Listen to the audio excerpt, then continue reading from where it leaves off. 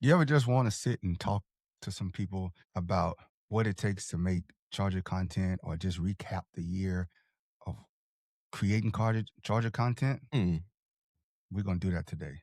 That's what we got in store for you. And we got a special guest waiting behind the scenes for everybody. We got one and only guy. I'm pretty sure everybody's probably seen him around the stadium, inside the stadium, outside the stadium, in the ocean, doing takes. The world famous Charger Takes will be here with us today. What you got for us, Brody? Happy New Year to everybody. Appreciate y'all for tapping in, for joining us on this day. Like, share, subscribe, comment, follow us on all social media platforms at LSBolts15. 26. We are here, and we'll be recapping all things Lightning Strike podcast moments on today's show. So make sure y'all comment, engage, hit the line if you want to, 213-433-7793. Let us know what's up. What's good though, man? How's your New Year? I ain't do nothing. I just sat on the couch and watched a movie with Tiana Taylor in it or something. Oh, the one with Leonardo DiCaprio? Yeah. Was it good? Yeah, it's good. I think it's a true to life movie. I just think that it's one of those Hollywood movies that's true, but nobody really talks about it. But they finally put it on the screen, and I think that really happens in real life. Yeah, I gotta watch that. I know they was gassing, but it's got Leo in it, so I know it's got to be flames. I know it was good acting. She did real well. He is Leonardo. It had Sean Penn in there. It had the other guy from Sicario. Can't call his name. It was some great acting. Oh, in I it, know though. you. I know you talking about. Yeah, and I know it was a lot of ad libbing. A lot of parts they didn't write, but there was just Leonardo and being great actors. Mm-hmm. Shout out to Sean Penn did a real good job at portraying his character. He did a really, really good job at portraying his character. For sure. So. What's good, y'all? It's your boy A. Brody, Lightning Strike Podcast. What it do? It's your boy DJ Novo Fresh. This is Lightning Strike Podcast in the building. Derwin James out here. We at training camp. Shout out to Lightning Podcast, man. You already know nothing but love. Hey, man, shout out to the best podcast. Man. The boys back there, man. Y'all can like and subscribe. Right now. Go do it right now. Being where you supposed to be on time, or they just like, we gonna pay the fine. We don't give a damn. Get your hands off of me. That's basically what it seems like. What's good, y'all? Down here, leave the Ranger. You know what it is. Shout out Light Strike Podcast. Bro, we are not on nobody's timeline. Our timeline. He sold it. So with no further ado, let's get Matt, aka Charger Takes, in the building. Yes, sir. Boys, how we doing? What up? What it do, man? What up? Can you join the TikTok? I'm in the TikTok right now. I'll keep my eye on the questions. All you have to do is thank you for having me on. Send it. Hit invite. I think I'm in. Am I not? You're in your page, but to come like actually in. Okay, let me request. Yeah, there you go. There he is. Boom, boom, boom, boom. Yes, sir. Helping him we out here. social media. One platform at a time. Hey, should I mute my TikTok mic so there's no echo, or no? I should keep it on, right? No, you keep it on. Just lower the volume. Okay. Just lower the volume on your phone. Yeah, so it don't create an echo. Cool. But what's up, man? How you feeling? Happy New Year. How you doing? Doing good. Happy New Year to you guys too. Heck of a season. You know, we didn't get the result we wanted as far as division. We made the playoffs. I was gonna say I do think it's a blessing. Actually, I think it might be a little bit better. You don't hang banners for divisions. You only hang them for conference championships. So we made it to the playoffs. Yeah. There's work still to be done. Yeah. That's the only. It doesn't matter. It doesn't matter how many games you won. As long as you qualified. The little thing for me, the little metric that matters is, yes, I would like to win home field advantage. Mm-hmm. But if you don't, making the playoffs, it's making the playoffs. That's the goal. That's the first goal, is to get to the playoffs. Right? We won enough games to qualify for the tournament, as you call it, the tournament. So we in there. So I'm not going to downplay us getting to the tournament because it's not an easy thing. It's not easy winning 11 games. Yeah. It's not easy making the playoffs in the NFL. Especially this It's year in very the hard. AFC. Very challenging. But before we get ahead of ourselves, Matt, let everybody know who you are, where they can find you at, kind of what it is that you do with your platform and how that came to be. Yeah, so Charger Takes. Honestly, you can find me on Instagram, TikTok, all the things, and really it just started as me interviewing Charger fans. I bought a mic on Amazon the night before week 1 preseason for $20. So if you scroll deep and look at my first few videos, the mic quality's terrible. And honestly, I've always wanted to ask Charger fans just like funny questions because you see all the interview content at tailgates on social media when you're doom scrolling.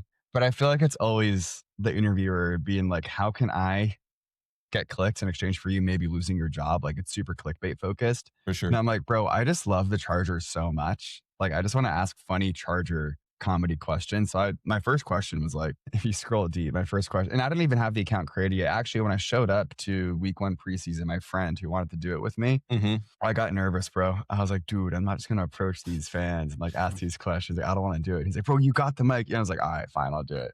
I didn't have the account created yet, but my go-to question was like, what would you rather do? Spend, what was it? An entire day with Brandon Staley, but you get on-field passes, or just 5 seconds meet and greet with Jim Harbaugh. And one of those videos went viral, and I'm like, oh shoot, I guess I got to keep doing this. So then I just went to every game. What was the consensus answer? It was actually a mix. Oh, okay. It was a mix. Yeah, believe it or not. For sure. But and then from there, I just kept going and just fell in love with like getting to know everybody in the community and be doing it for years to come. For sure. That's what's up, man. And what an idea it was, man. It exploded on the scene, took off. Everybody started seeing you, reposting. I know that's how you hit our radar. I was seeing it. I was like, dang. And then realized that like, oh, this person is in the same vicinity as we are. Like we got to figure out how we can link. Glad we was able to meet you in person, man. Amazing dude as always. Amazing content. Proud of you and you know, your platform and what it's been able to do, and just watching all the Charger content creators, man, just kind of band together this year and covering the Chargers our way. It's been a dope experience for sure. It's been great. Yeah, it's been awesome meeting you guys and the whole thing. Yeah, I couldn't agree more with all that. Appreciate it. So what would you say, what has been like, I guess recapping the year for you and just getting this thing off the ground. What has been like some of the like monumental moments for you, or just like some like, oh man, this. Well, it's crazy. Like for me, for the team, I've got like a lot of thoughts we'll discuss and share, like how the season went. Dude, for me, what was crazy is like by week 3 of the regular season, or week 3, I guess, I don't know, by like our 3rd home game of the year, Denver, like fans were running up to me and dapping me up and being like, I see your TikToks. And I'm like, what is going on? This is insane.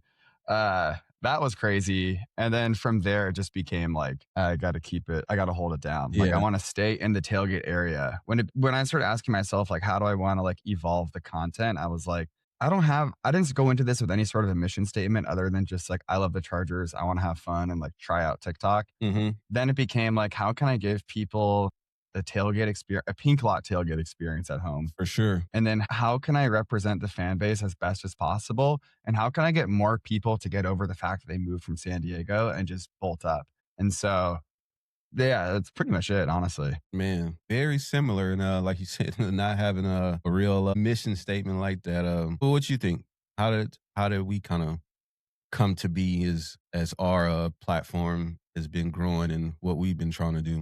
It's just giving people the experience, like capturing. For one, you get that ick that the Chargers don't have fans when we have a lot of fans. We actually got a huge fan base, and we're all over. We're spread. We're spread across not just Southern California, really the West Coast, East Coast, Midwest. Like South. you can look in the chat. You got guys like Skylar that's in Tennessee, Tate that's in Memphis, on the Boat Bros that are here, and they move elsewhere for jobs and things like that. So, and plus San Diego's a military town, so you got a lot of people that have spent their whole career in San Diego that might have moved elsewhere, and they rooted for the Chargers because they connected with the Chargers while they stationed there and Mhm. things like that. And the kids grow up around it. So just capturing a fan base and putting it out there. I don't think I love what you did, because originally that's what one of the things that we wanted to do, because when we first went to the tailgate, we was kind of doing interviews as well, talking to people. And I was like, that's a fun, unique way. And we wanted to start it up for the next season. But then we seen you doing it. And I was like, hey, man, it's already covered. You know what I'm saying? That world is already covered. And we were busy on our end promoting what we were doing and trying to like bring that family fun tailgate experience that we know that we grew up in, being from the South, right? Being from the South, where tailgating is serious. It starts on Wednesday back in the South. Production.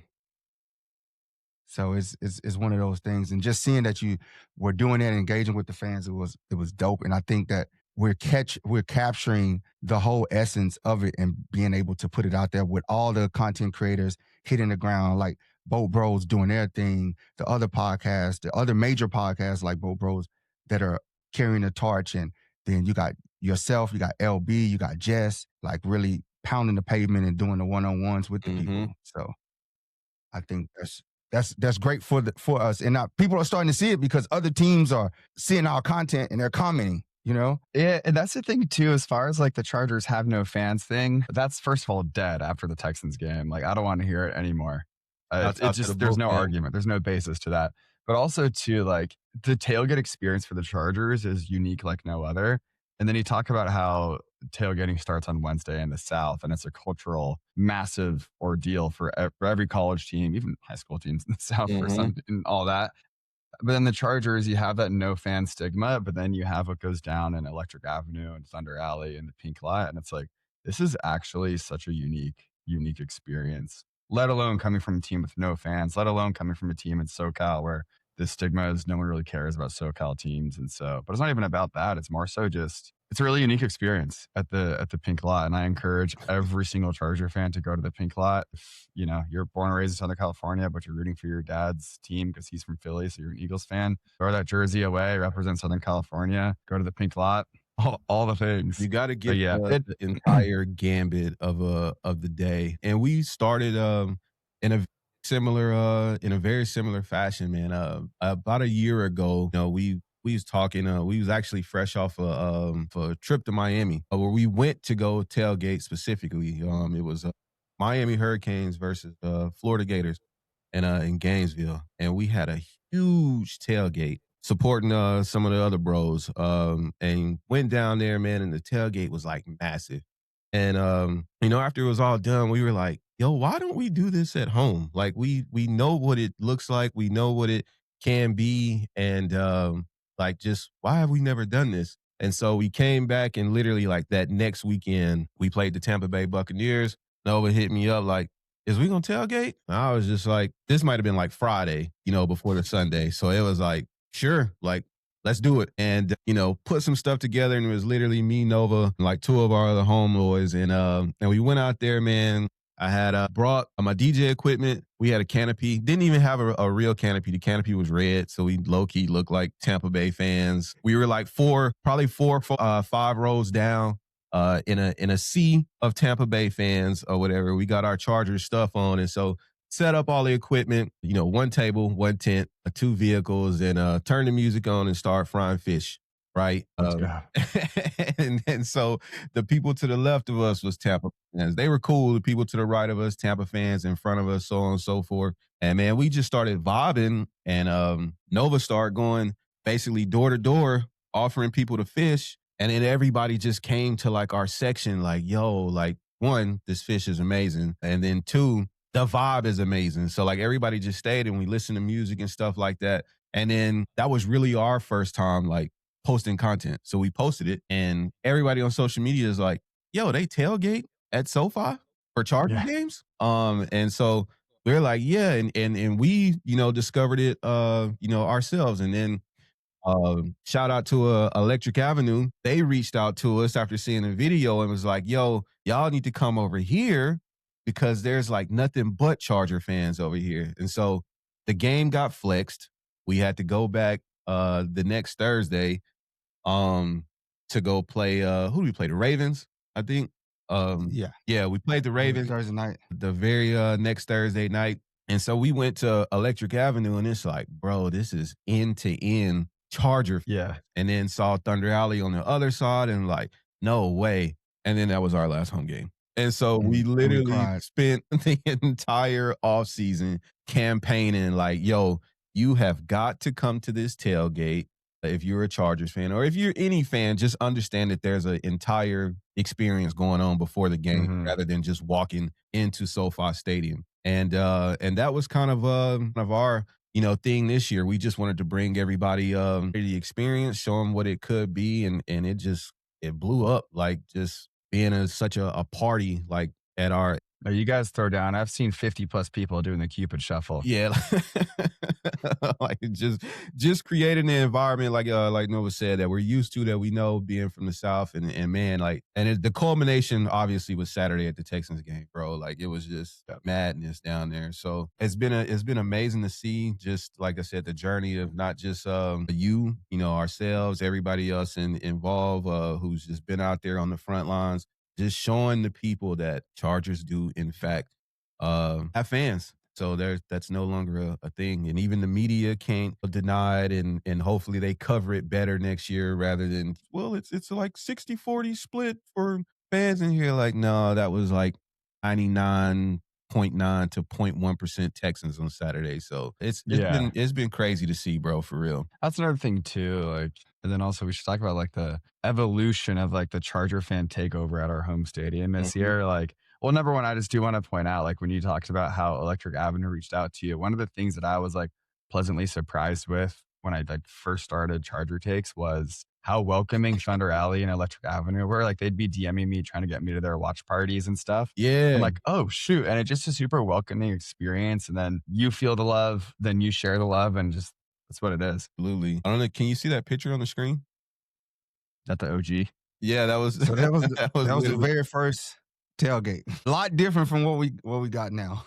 Went A from lot different. one makeshift canopy that I just used sparingly to 3. Yep.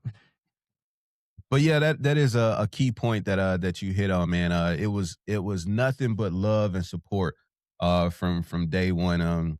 Me and Nova used to talk Chargers football like all day. All day. We got work to do. There's work to be done. There's life after work to be done. And we on the phone just talking, football, Chargers football. And one day he's like, man, we should do a podcast. And I did this exact same thing that you did, right? I'm like, I don't know, bro. Like, in front of the camera, give and takes and this and the other. And so I wanted to approach it a little bit more methodical. Like, you know what? Let's get all our stuff. I'm in my mind, I'm like, we need all of this proper equipment. We need to get all our ducks in a row, and then we launch, what I'm saying? And we launch next season, right? And he was like, let's just go, bro. Like, get the camera, get the mic, turn it on, and let's just go. And literally, like, that's what we did. It was like one random Wednesday, and it's like, what it do? We Lightning Strike podcast. Welcome to our, and it's like one person viewing live or whatever, you know what I mean? And we just talking about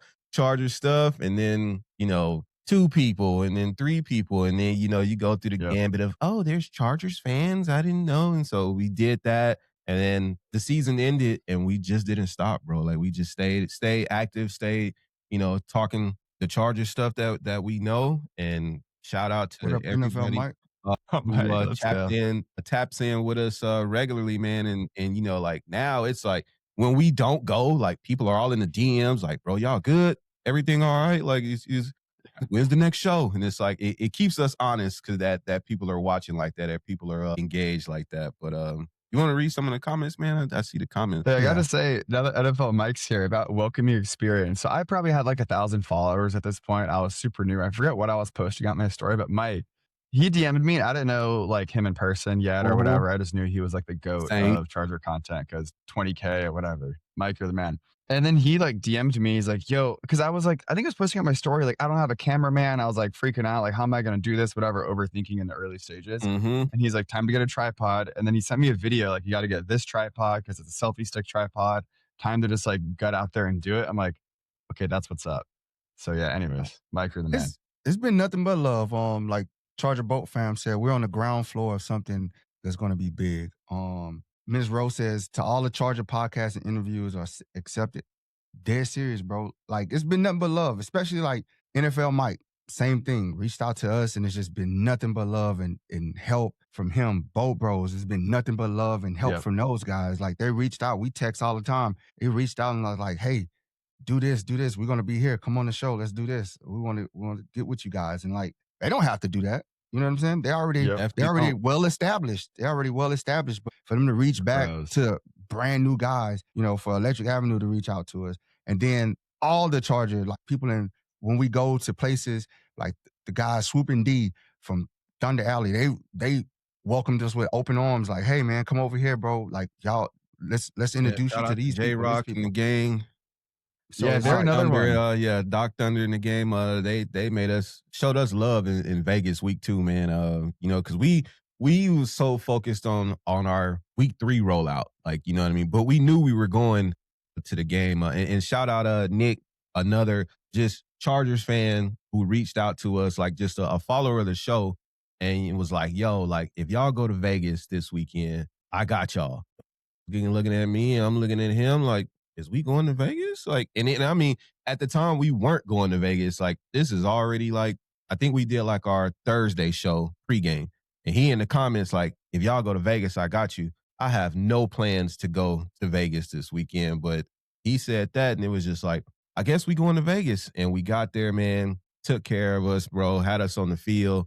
And then we went to the pregame meet and greet of Tom's watch party, and just the whole Swooping D fam took care of us. And they were like, yo, if y'all want to tailgate tomorrow, like exchange numbers, like hit us up. You can come chill with us. And it was like, and so we went out there, you know, was able to do a show from out there at Allegiant Stadium tailgate, man. It's been nothing but positive energy, positive love from each and everybody we've come in contact with. So, you know, shout out to them. As much as we can pay it forward and pay it back, bro, that's probably what it is for 2026. I think that's the mission statement for Lightning Strike Podcast. Yeah, cannot agree more. Shout out Bolt Bros and Swoopin'. That's them too. Right, and Bolt Pride, man. Bolt Pride. And Bolt Pride. Yeah. And Bolt Pride. Worldwide, and Bolt Dogs. And Thunder. Dude, we're forgetting literally everybody. Don't be mad if we forget you, man. Like, our moderator for our YouTube, Brian, man. Appreciate Brian. Brian is always keeping everybody organized and order on YouTube, man. And again, a guy we never met, but he just been there since day one. Tyree, been there since day one. Peaky, day one. Like, there's so many guys. Vinny. Vinny is, we met Vinny on a random night that we rich from amazing taco truck. Machamitos taco truck in Whittier, California. Probably some of the best tacos I've ever had in my life. And I'm not exaggerating when I'm saying that. Like, I haven't been able to eat tacos the same since going to that food truck because it's so fresh and amazing. But meeting Vinny out there, and then Vinny just rolled with us, you know, and then Vinny met everybody else and Vinny rolled with everybody else. It's just like we all met each other and it's just all one big family. Even that alone, like we literally left training camp one day and they was like, yo, if you can come to Whittier today, you could do the show from our taco truck. Say less. Training camp ended, got in the whip, drove like 45 minutes down the road, set up right in front of this taco truck in Whittier, man. And people were like, at first was confused, like, what is going on out here? Because, you know, we got the lights and everything. And then people started coming up and was like, yo, like, is this a podcast? Like, this is live? And it's like, yeah, we're talking about Charger stuff. So literally sitting down, everybody picking up a mic, and we met Vinny out there, met Rich for the first time in person after just talking online. But yeah, it's been love, man. Shout out to just the Bolt fam in general. I think that's one of the bigger things that our fan base can't be understated, man. Like we actually take care of each other, and being welcomed in that community is an amazing thing to see. Yeah, I think like one reason for that maybe would be like what it means to like be a Charger fan in a lot of ways. Like there is a lot of heartbreak. They left the city. We've got the no fans thing. And so like there's just so much passion behind it. Mm-hmm. And so like to that point too, like I get a lot of hate from non-followers in my videos when I post the LA San Diego stuff. But like at the Same. same time, bro, like if at this point in time, if you haven't rejoiced, then you just weren't a fan. And so to talk about the San Diego to LA thing and like pick other fans' brains on how they think about that, dude, that's like a part of our history. And like that should be recognized and celebrated. And so when you see these welcoming environments, it's because everyone's just like, dude, how can we just get as many, like, you know what I mean? Bring everybody back. And that's Yep. that's been our whole thing. Come to the stadium. And I think the Chargers have recognized that. And that's why they made the effort with the supercharged uniforms and changing the Oculus to look like the Qualcomm Stadium, Mhm. bringing back the old sound and feel after every score. You know what I'm Mhm. saying? And engaging people. It's not to like, we're gonna try to pimp the San Diego fans. No, it's come back. You're a part of this as much as anybody. You know what I'm saying? Because you are the ground floor fan base of this, and you're not forgotten in all of this. Just because they got LA on it, the roots of this team is still in San Diego. And they acknowledge that during training camp. Players have acknowledged that. You've seen them post about it, talk about it. Like, it's San Diego through and through. Come back. And a lot of fans, it was good to see a lot of fans coming in and saying, hey, bro, we watched y'all clips and y'all made us come to the game, and thank you for that. Like, I ain't been to a Oh, game I in had 8 that happen years. too. I ain't been to a game in 8 years, and I had the time of my life. It's like, it's still the Chargers, bro. Yeah. It's Politics still the aside, Chargers. it's still the Chargers. If want to refer to them as San Diego Chargers, there's nobody that's going to correct you. I don't even think the Chargers are going to correct you and say, no, say LA. They don't do that. They don't do Well, that. and too, like if you really think about it, like sure, throughout the Chargers' history, other than like the earlier 2000s or whatever, like they've had a hard time captivating fans just because for whatever reason, Southern California is like to root for transplant teams. But the Chargers are the only native NFL team to Southern California. And so I think it's cool seeing all the San Diegans rejoice. Maybe some newer fans start to catch on the buzz and like fall in love with the Chargers for the first time because it truly is the Southern California Chargers. Until they leave Southern California, they're the SoCal Chargers. For sure. And they're still And in it's the cool seeing that vicinity. come to life. It's still in the vicinity. Like when I grew up rooting for the Saints, and I had to drive 4 hours to go watch the Saints. And y'all complaining about 2? I would love to have a Thunderdome and his crew. Those guys come down from Fresno and Man, like yeah. Sacramento. I think so prior to the Texans game, we went on a mini campaign of just like, yo, now or never. The last home game of the season, what are we doing? Like, you know what I mean? Like come to the game. And for the most part, I would say that was met with people understood the call to action. And then there was everybody else who was like, let me tell you every reason why I can't come. And so now it's like, okay, everybody's got, what their situation is like, I can't do nothing about your financial status or whatever. But what I can tell you is that standing room tickets are $53 right now. So either go buy them or don't buy them if that's an issue for you. But shout out to, 5 North for making it so that if you're in San Diego, what is it, Oceanside, OC, every home game, bro, they have a party bus that's coming from that's traveling that basically that the 5 interstate, making stops, picking up fans and dropping them off right in the tailgate. So you get the tailgate, you get the party bus experience, go to the game, and then you got 45 minutes after the game ends and they take you back to San Diego. Like, yeah, massive shout out to Patty and all the 5 North Bolt crew. She hit me up and just wanted to get me on the bus. I'm like, all right, like I'll film content for you. Like I want to make sure I give you an ad. And she's like, no, just come on. Bro, I'm telling you, at least I'm on the way back here in stadium traffic and it's like, whatever, you're tired. yeah. But on the way up, dude, if you're in San Diego like me, you really feel like you're going to a San Diego Chargers game. Without question. You're with all the San Diego diehards and like you're drinking a little bit the whole way up. We did trivia. Like you truly, the bus ride goes by in 25 minutes. No joke. That is dope. So if you're in San Diego, hit up 5 North Bolt. Try it out. Yeah, for sure. We got to get on there next season. We got to figure out a way. Let's get you guys on the bus. We got to figure out how to make that happen. Just to get the experience. But yeah, man. You read some of these. One of the questions, the real Ashawn John said, question, would getting rid of Roman be smart considering the number of offensive coordinators Justin has had? Not a huge Roman fan, but wondering what you think, Charger. Mike. You know what? Yeah, I saw a tick yesterday on IG and He's been fired from 3 different organizations. He's probably really not only, but a big reason why he's our offensive coordinator is because he has a great human-to-human relationship with Jim Harbaugh and the Harbaugh family. Mm-hmm. I'm not calling for a firing of an offensive coordinator. I don't think things have been that bad, but there is still a taste of Herbert will bail us out. Like, that was Brandon Staley's whole thing. We got Justin Herbert. I'm a terrible coach, but we got Justin Herbert. And so it's not that bad. But I still do think there's a taste of Justin Herbert will bail us out no matter what. But at the same time, we have the worst offensive line in NFL history. What do you guys think? Norm starting to build it. Oh, for me, go ahead, brother. You was about to go ahead. Do I think our offensive play calling can be more dynamic? Absolutely. Even with the offensive line situation.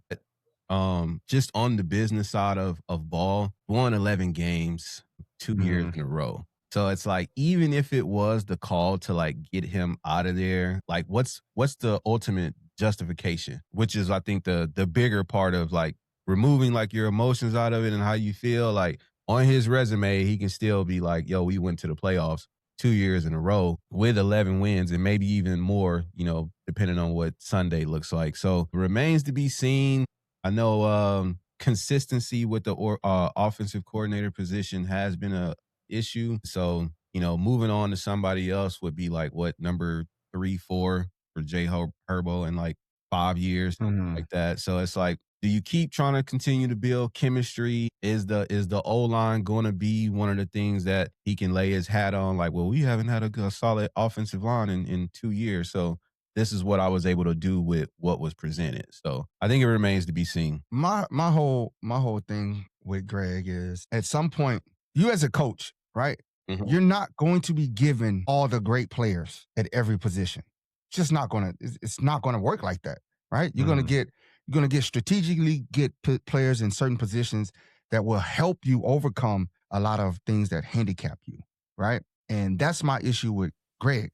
You know that this offensive line is horrible, but you have yet to put them in the position that benefits them, right? So it's like you're still running Justin out there with a 5-step drop, 7-step drop, deep routes with these receivers, 3 deep complex routes that's taking way too long to uncover with this offensive line. That's where I draw the issue and I go, it's a coaching issue now. It's not a player issue. Yes, we know they're horrible, right? We got injuries, everything. Those guys are probably at best depth pieces on a lot of teams, right? But they're still NFL players. I'm not knocking them. When I say they suck in the grand scheme of things of against the greater players that they're playing, the greater players that they're facing. But you as a coach, this is where you have to evolve. You have to build a scheme that benefits your guys and plays to their strengths. Might not can run the ball up the tackle. We've been having success running it outside, but then we go to another game and now we're trying to run it up the middle. Play to your strengths. We show in the Pittsburgh game that we do have a quick passing game. And what do? We put up 30 plus points against a great Pittsburgh defense. Mm-hmm. And then we come back and we don't do it no more. We don't show it no more. You know what I'm saying? So it shows that we're capable of it. He's very capable of calling that type of game and adjusting, but he doesn't. So now, to me, I look and I go, it's time. We have to move on from you because now you're holding us back. We can sit up here and say, oh, the line is never going to be perfect. The line is never going to be perfect. You're never going to have every all-pro lineman on your line. It's just not what it is. We have 2 cornerstones, and I think if they were there, Justin would have a little bit more time because they were there last year, and he still had to improvise and still had to run. He just didn't have the weapons, and now he has the weapons, and even with him improvising, they're not in the best position for that improvise. Mm-hmm. So now I look at the coach. Let me ask you this. That was a 10 out of 10 take. Wow. Who goes first? Greg Roman or offensive line coach? Both at the same time. I say both at the same time because I'm saying, like, we've known coming in, we known all offseason, and they added Becton and they re-signed a couple guys, right? So you sign off on that. You have a voice in that room to get the line that you need. To say Greg Roman doesn't have a voice, come on, that's Harbaugh's boy. So you mean to tell me I can't tell you, hey, bro, I need some help. You need to go to Jim and tell him I need help on this line. I need these guys for this type of scheme that I want to do for Justin, right? So if that didn't happen, now you're saying, okay, I'm going to roll with what I got. As a coach, you got to roll with what you got, and you got to evolve. you got to say, okay, these guys suck. But you know what? They're But good what are at they this. good at? They're good at this, and that's what I'm going to play it to. If we got a dink and dunk all the way down the field, we haven't had a problem really moving the ball down the field. But once we get inside the 30, that's where the real genius comes out, and we see a lack of it. He goes and he does a draw play on third and whatever, or a trick play that we don't need to do, trying to throw it to a tight end out in the. Come on, bro. When Chris Jones is out the game and you're not running it up the middle, you're not running it right up the A gap. You know what I'm saying? And then I turn on the TV and I watch the Rams play, and they got Puka Nacua running a route up the A gap. He's in motion. They hike the ball. He comes out the A gap and catches the football. I'm just like, look at that creativity. And the Rams really don't have a great offensive line, but their coach puts them in the position. That ball comes out of there fast. The 49ers the same way. They had all those injuries, but Brock Purdy ain't holding on to the ball. Brock Purdy is catching it. He ain't even moving. He's just catching and he's throwing, softening up the defense, dropping. Then he throws big shots. Then they have the run game. So we're not doing any of that. And everybody's getting mad at me saying, "Oh, you want, bro? I get it. We got 11 wins, but are you just happy just with 11 wins and making the playoffs with a first round exit with Justin Herbert? We're wasting this time. Yeah, wasting. We're wasting this time. Yeah, that's what's happening. We're wasting this prime. And on this show, we have been fair, firm, and impartial for everything. When Greg Roman called a great game, we have every post game we do a grading of all the coaches. Mm-hmm. And when he does well, we give him the grade accordingly. When he does bad, we hold him accountable. It's not just a compile on him, but it just sucks when we have this receiving core, a special tight end at rookie, a special two running backs. We discovered a second running back that was almost off the team. Shout out to Money. You know what I'm saying? You got 5 great receivers, really 6 receivers that can match up with anybody. We don't have a Jamar Chase. We don't have a T. Higgins, but we have 6 very capable, when they put together, freaking receivers. Mm-hmm. And you got Justin Herbert. Do we need to print off Fire Roman shirts? And it's like, is it like that? These guys aren't getting, you're running schemes. I'm watching film and these dudes are right on top of each other. It was a route. Keenan and Ladd ran the same route, no spacing. And I'm just like, are you serious? You got Keenan Allen, who probably got the best footwork of every receiver ever in the NFL. The guy ran a 4.7 at the combine. And you look at 4.7 as a receiver, that's a killer. Like, you don't want this guy. But this dude gets open can get open on every play. That route cook. You got Ladd, the most shiftiest dude. If you go watch Ladd film at Georgia, it was Ladd right, Ladd left, Ladd deep, Ladd over the middle, Ladd on the curve. Ladd was just balling. And you watch Trey Harris, the same thing. This dude is a route technician. He's a masterful run blocker. Great guy. KLS. 2 questions for you. Go ahead. One, like, how good do you think this current offensive line would be with a better offensive coordinator? Right now, they're ranked like 32nd worst. I don't think we need them to be better. That's the thing. We don't need them to be better. You just got to scheme better to play to their strengths. They can still be 32nd. What do you think their rankings would be if we had a better offensive coordinator that knew how to play to their strengths? I don't say middle of the pack. Really? Maybe be in the 20s. Yeah. Maybe 20th ranked offensive line. But the thing is, it's not necessarily offensive line. Because if you just watch the game to watch the game and understand the game, why is Herbert dropping back 5 steps? Why?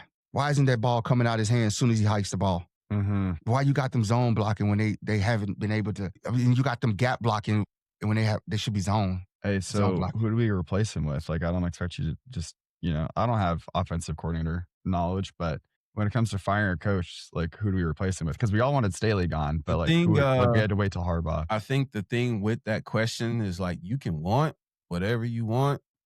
If there is an offensive coordinator who's going to be available after this offseason, it's not going to be cheap. You look at the situation in Miami with Mike McDaniel, who's a creative mind when it comes to that type stuff. But Mike going to come with a paycheck. You know what I mean? Historically, have we been the team that dumps a large bag on 1 on players and 2 on coaches? I don't know. That would be somebody in my mind who I would be looking to watch out for if Miami decides to part ways with him. Joe. So if we're a first round exit this year, God forbid, we're printing off Fire Roman shirts is what I'm gathering right now. Somebody in the chat is looking for you to lead the charge on that. Hold on, I just seen it. STL Mark says, at Chargers take Fire Roman shirts. What? We know you will do it.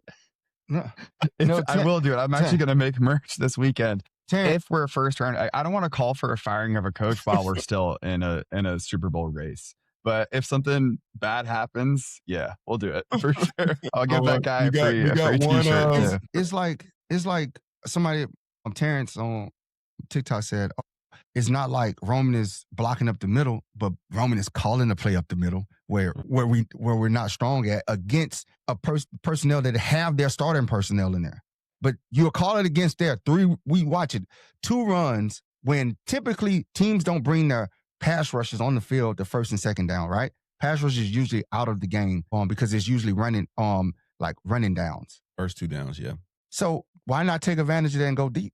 That's why you typically see teams go deep on first and second down and have success in it because they don't have pass rushes in the game. You're not going to go deep on a third down. You got to get rid of the ball, right? But we're running the ball on first and second down up the middle when that hasn't been our strong suit all season. But we just had success running to the outside with the Big 13 package that you bring in when you bring in Trevor Penny. We didn't run it at all. I'll be honest, you guys. I didn't really realize it was this bad because for every home game, I'm down in the Verizon Center with the Oxnard crew. Yeah, shout out getting rowdy, and you're so down. You're at eye level. I don't even have a good opportunity to watch the games necessarily. So I need to watch some film. Shout out to our Oxnard family, man. I love them guys. Dude, those guys are awesome. 5 Boulevard Boats, man. That's a crew in itself, man. They're so funny. And they showed us major love too, man. Shout out to them. All right, before you can even get to as soon as you said that, I'm down there with that group. I'm like, oh man.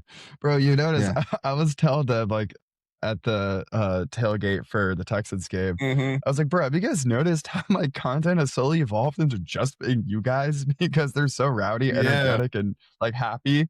That like naturally when I'm filming those hype videos, I like look for them, Absolutely. They bring the energy every time. Shout out to Thunderlorian and all of them, man. That's the squad right there. Yeah, that's definitely the gang over there. Repping that 805.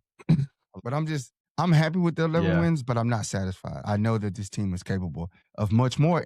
And I'm just asking Greg just to be more creative and open up his mind, seek some outside counsel. Look, take chances. Like, don't just go in there with this vanilla, bland offense, man. Like, bro. Yeah, it feels like the Harbaugh era has officially landed. Like it was beginning last season, but we're like, all right, it's the first year. Then you watch how we're winning all these games. Our fan base slowly starts showing up. Like we had a 50-50 ratio against the Eagles. We had like maybe a 52% ratio or over 50% ratio against the Raiders. And then we had a 100% ratio against the Texans. Literally, everything's here. Offensive line goes down. You're right. The one last thing needs to happen is I'm not going to call for the firing of him until, we have a disappointing end. But you're right. That's the last piece to the Harbaugh. Peaky says, here's his hot take. He says, Mentor plus Roman gets you 7 wins. Harbaugh gets you 2 more. Herbert gets you at least 2. That's 11 wins. Health gets you a playoff win. Vegas gets you a Super Bowl run. Peaky gets a win. I tell you this. Look at the game like this, and you can go back and watch the film. All right, this is when you give Greg credit. If Herbert is upright in the pocket and he hits them in stride and he hits the routes. Yeah, if Herbert is running. That's not a Greg Roman play call. That is improvisation. Justin Herbert. That is just Justin Herbert being extremely athletic and gifted quarterback.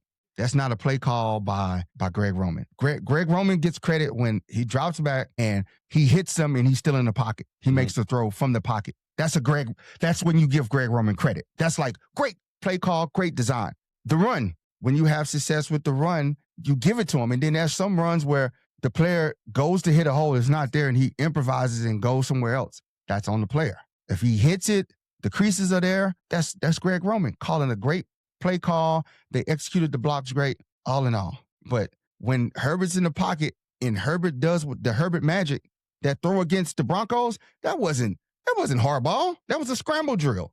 I mean, that wasn't Greg Roman. That was a scramble drill. That was an improvisation. That was the boy improvising on the spot, and that's what he's gifted at. Just like that's why Patrick Mahomes is in the category that he's in, because of when Andy Reid calls a play and it breaks down. Patrick Mahomes It's rolling with the punches. Greatness takes over.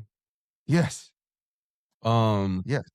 Let me ask you this, Mike. What would you say in your eyes this year is the status of the Charger fan base? Like what have you been able to see basically from your perspective? Me? Yeah, you're Mike, right? I'm Matt. Matt. But yeah, Oh, like, we get get it. takes. Yeah, my bad. I done gave you a whole new name. My bad. I would go with Mike. You can call me whatever you want, but we got NFL Mike. Yeah, NFL Mike I is think Mike. that's what it is. I'm reading in the comments or whatever. My bad. Matt. Guys, yeah, this we're is good. Matt. Everybody just I don't think anyone in the Charger, I don't think too many people in the Charger fan base even know my name, but it's cool. People just call me Takes, Charger Takes. It's awesome. What was the question? What do you think, like the status of like the fan base, like over the year, like what have you seen over the season, just dealing with like SoFi and kind of like where it started to where we ended or where we are currently? Oh my gosh, yeah, where it started is to where it ended. Mm-hmm. I think the Texas game says enough, but as far as the culture, I feel like what makes a Charger fan, something that we all have in common is like the pain that unites us. I think I was interviewing this kid on the 5 North Bolt kid, he's adult, interviewing this guy on the 5 North Bolt, 5 Bolt North, Josh, and he was like, he's from San Diego, and he said something like, if you hate the Chargers, why not go to the game and just let your emotions out on the field? Like, go to a game, get in the stands, scream, lose your voice, something along those lines. And I feel like that's kind of what has happened, where something that unites us is we've got fans all over the US. We don't historically show up in large numbers. The team left San Diego. We played in a soccer stadium. We got Justin Herbert. And that's another struggle too. We forgot to talk about, like, we get Justin Herbert. We get this amazing roster. We get Staley, who for the first year or two, everybody was excited about, but found out he was maybe the worst head coach of all time. And so that was a letdown. That was a struggle. And so it just feels like constant struggle and pain. And like, we've been trauma that's kind of bonding what's this whole uniting time. us. What's that? I said we've been trauma bonding this whole time. We've been trauma bonding this whole time, and now we're finally like uniting as a family. And it's so cool. Yeah, there's a lot of different ways to say that, but I think ultimately, like, beginning of the season was like, we got Harbaugh. And you know what I would say? When we went 3-0, and even if you scroll down my Instagram account and see the hype from those videos, this is before I was like really, embraced and loved in the community. I was just running up to people that I'm now friends with, but didn't know that well yet, being like, what do you think, And everybody was like, the Harbaugh era has landed. You can feel it in the stands. You can see it on the field.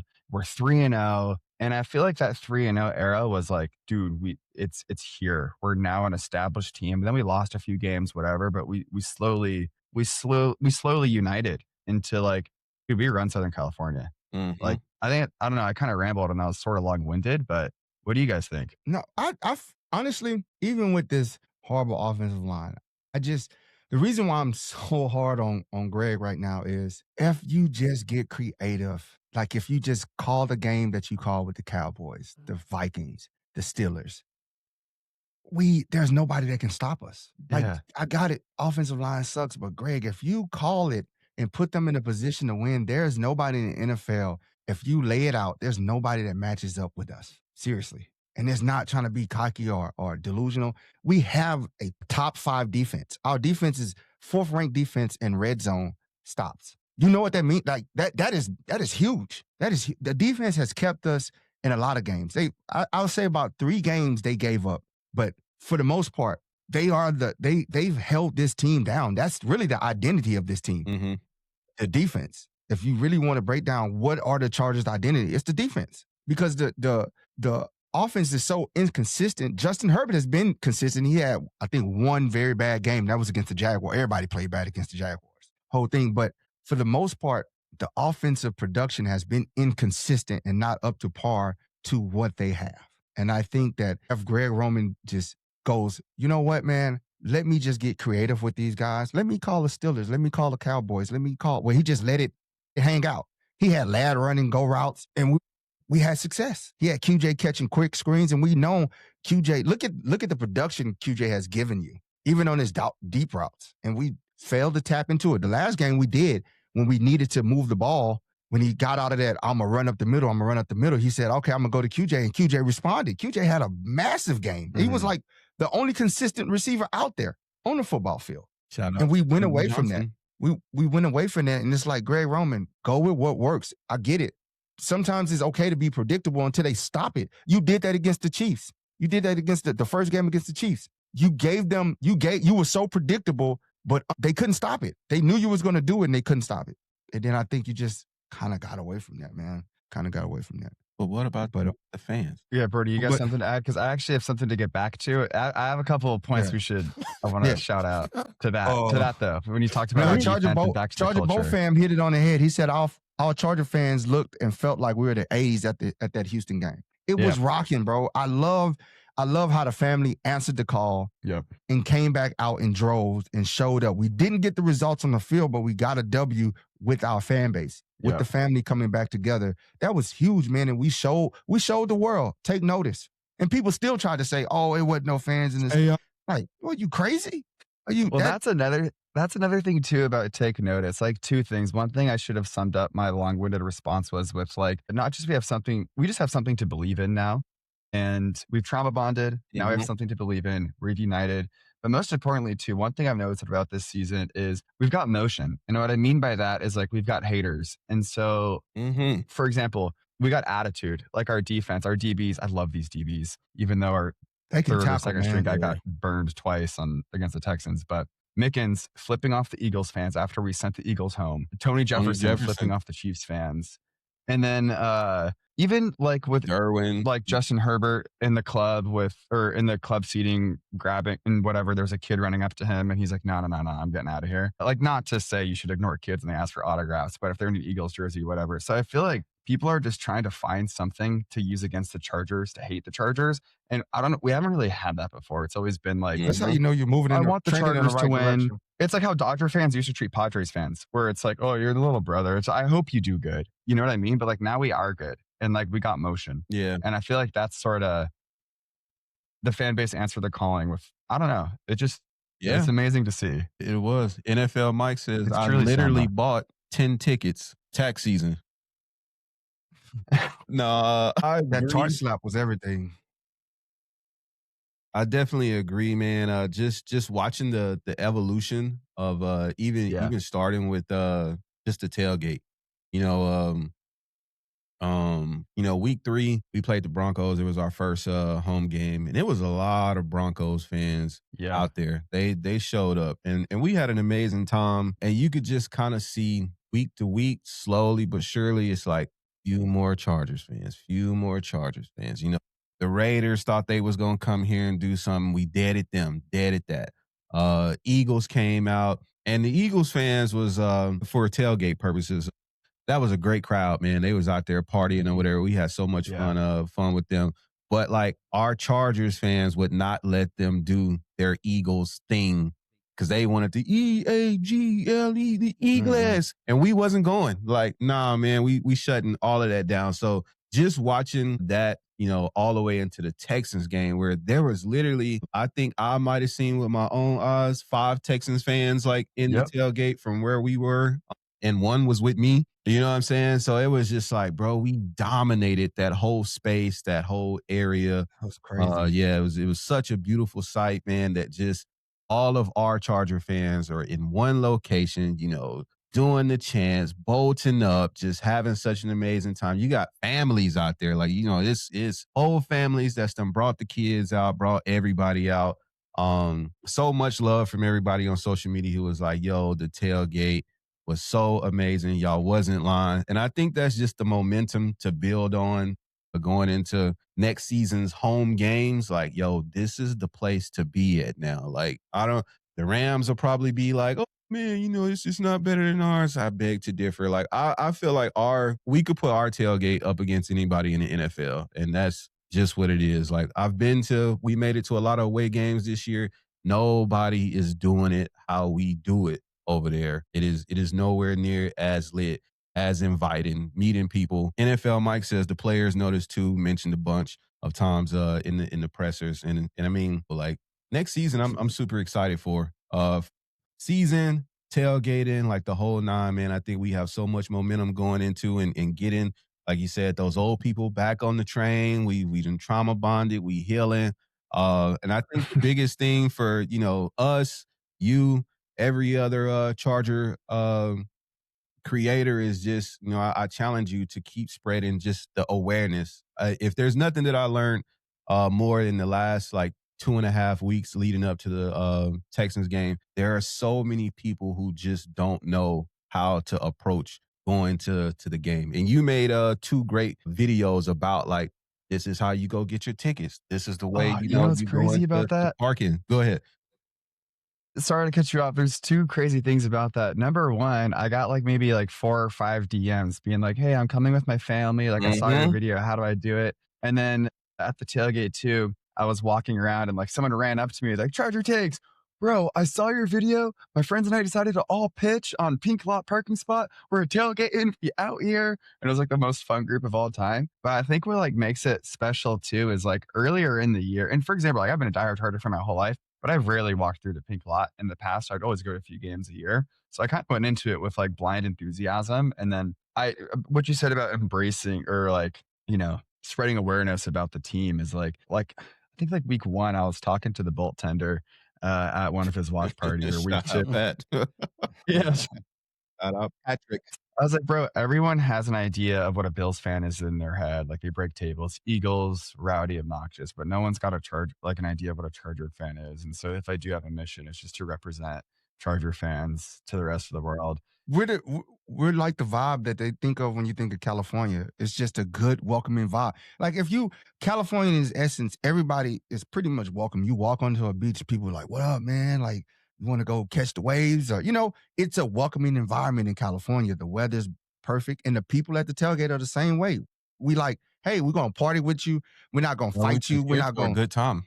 Yo, I've got a Yeah. video about that I'm going to drop soon because I went into the last tailgate with just a few questions. And one of my questions was, what does being a Charger fan mean to you? And I asked that question because I saw another interviewer ask Philly fans that question. And so I was looking for clickbait, to be honest, because one kid was like, "Oh, what does being a Philly fan mean? It means if you disagree with me, we're going to get in your face. If I see you in the porta potty, I'm going to tip it over and watch you walk out with piss and shit all over you." And so I was like, dude, that's hilarious. So I was like kind of hoping that Charger fans would get crazy. Bro, 100% of my responses, at least 20 responses, they all said family. Mm. Yeah, They that's all what it said it is, means bro. family. It's like, look at how welcoming they are, man. Like, we don't have to sit up there.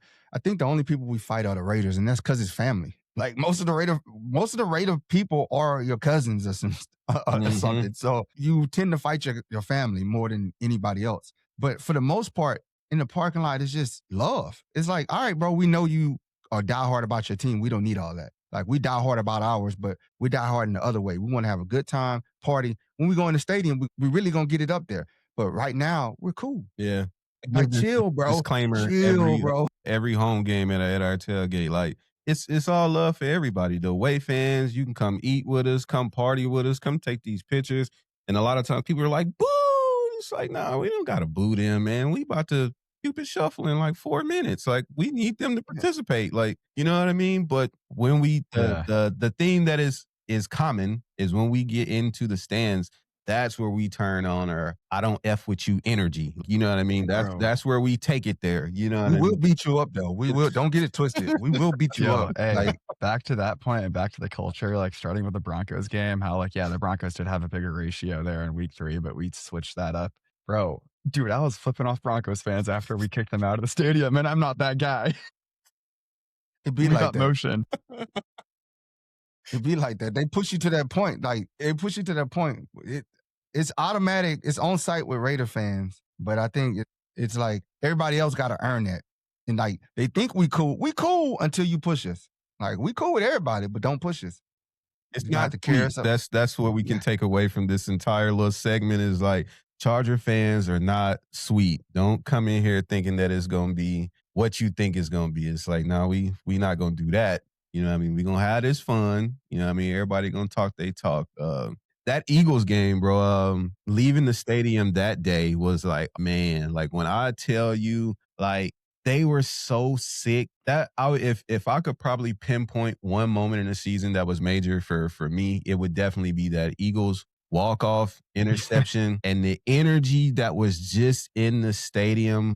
We had a That was couple of so Eagles cocky. fans in It was- our section, but just the walkout, man, like it took us literally 45 minutes just to leave the stadium after the game. But we get back to Pink Lot and people done broke their stuff back out. It's like a micro tailgate going on again. I don't know if you know the guy, but he dresses up like Jim Harbaugh. Oh yeah, Yeah, for sure, Charlie. yeah, Dude, shout out Charlie and their so crew. yeah. Charlie is so cool and so nice to me and so welcoming. I would stash my tripod in his car during the game sometimes this year. So after the game, I run into Charlie and they whole group done brought the speakers back out and man, they played the San Diego Superchargers. I actually have a video of it. They played the San Diego Superchargers on and like we just vibed for like 2.5 minutes, like just right there in they section, man. Just everybody going crazy and just the look on the Eagles fans' faces, like they couldn't even like, and they were lit. Like when I tell you the energy pregame in the tailgate, like they was going up, man. We had an amazing time in our section, but you talk depressed, like man, it's like everyone that we passed by. I made like 2 rounds of going from like back all the way through Electric Avenue down to Thunder Alley. They got their speakers back up, man. It was like a band out there playing or whatever. I was like, I don't even know where this band on the back of this truck came from. Like, why do they got a whole production out here? Like it was still like another hour of people just celebrating, having fun, man. You know, we got the Los Angeles street glizzies going crazy. Like everybody's just like, I don't even eat this normally. Give me 2. Like it was just Dude, so crazy 1000%. out there. Celebration. Yeah, that was it. What would it be for you, Nova? What was I guess your high point of 2025?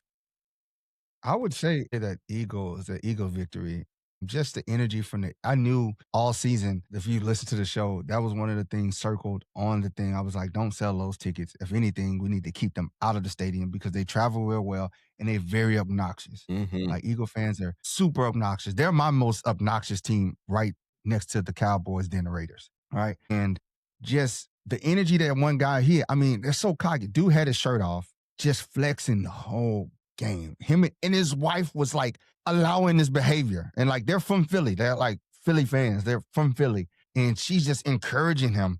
And he's just like going crazy the whole game. And just to see him defeated and deflated. I even brought my homegirl who's an Eagle fan. And just to see her face, like because they just knew they had a dub. Like, right? Yep. They circled it on here. We're gonna go party and rock LA out. From the start of the day, they knew they had it. Yeah, I think that's what was happening with all these big market teams that we played during primetime with Steelers, with Vikings, and even though Vikings had Carson Wentz half injured and Eagles, I think people come to SoFi Stadium, especially if you're a fan of a big market team and it's a primetime game, you're thinking, bro, we're going to take over the stadium. It's going to be a home game because that's what it's been historically for them. And then they show up and it is just not what they expect. And they just get booted, right? We just booted every big market. We went undefeated during primetime. Yeah. We kicked all these fans out of our stadium. Pittsburgh was pretty good too. It felt so good, man. It felt so good to just like know that you had all those memes, you had all that ish to talk. And I know you guys are so annoying, and it would have been just as soon as you walked out of there, they'd have been doing it. Yeah. Because I've seen it. I've seen them do it. And just see the post, just to have them zippered up and walking out and that walk of shame. The dudes had the birds on their hat, and I was just like, can you fly it for me one more time? Did you see that? You know how I post those like post-game hype videos after a win? Yeah. You see the one I made 2 for Philly, but the first one I made, I used the Always Sunny in Philadelphia song, and I just put the title, "The Gang Beats the Eagles. The Gang Beats Philly." Mm-hmm. And it was like all these Eagles fans just like, exactly what you described, all bummed. They see a camera in their face and they're just like, yeah, it was awesome. Like my perception and what I've seen from the Philly fans are just like, they're so worried. So when we was going to New York, I thought that I thought it was just the East Coast thing, right? Because they're passionate about their teams, right? Usually they get drunk and you see all the fighting. It happens on the East Coast. And I'm going to the New York game and I'm thinking like, man, we might have to fight here. But the Giants fan were actually cool. I think what he says, we only get rowdy like that when we play in our division. Like when the Philly fans come, that's when you see fighting and things like that. He's like, normally like we just chill. Like they were actually just chill. They were just cool people. And it just like changed my whole I'm like, it's just Philly. It's Philly. You know what I gotta say? I gotta say though, other than Charger fans, I've been saying this for years, dude. The Eagles are my favorite fans. I love the obnoxious. Like, I think it's so funny. I think they're As long so as it's not classic. directed toward, when it's not directed towards you, it's cool. Yeah. It's fun. But when they turn, I like the passion. I just don't like when you got to touch other people. Well, if for they that passion. won, I would not be saying this right You now. know what I'm saying? Like the jumping, the spitting on people, the fighting other people, that ain't cool. But No. I like the fact you got the chance. I like you just walk into a place and they go, hey, and everybody else gets up and starts saying it with them. I love that about them. But then what I hate about them is just they don't know when to chill. Mm-hmm. Like, you ain't got to touch me to talk to me.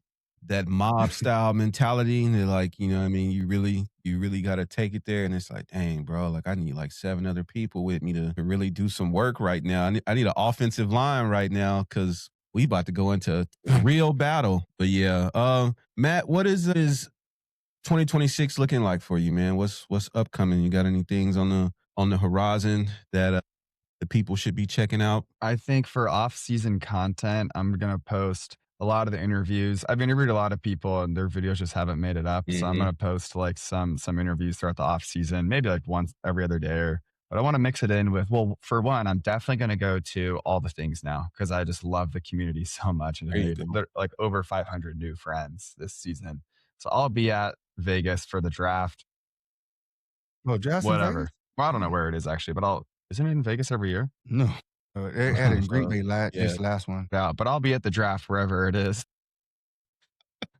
And all the things. For sure. Maybe I'll stream some Madden. I don't know. But we'll figure out some off-season content. But I ain't going anywhere. Loud and proud. There you go. Bolt Nation. Show. Definitely. We got a lot in store, man. There's a lot of things, a lot of things we're gonna get around to, like merch, getting the merch. We got the hats for sale. Y'all can DM us. I'm working on putting up the link in the store for the hats. It's gonna have other merch coming out. Just putting the show on the road, now we're gonna go to our grueling format. I think once we win the Super Bowl, we're gonna be insufferable for a little bit. We're gonna be insufferable as hell. This whole fan base is gonna be insufferable. We win the Super Bowl. Just giving people a disclaimer.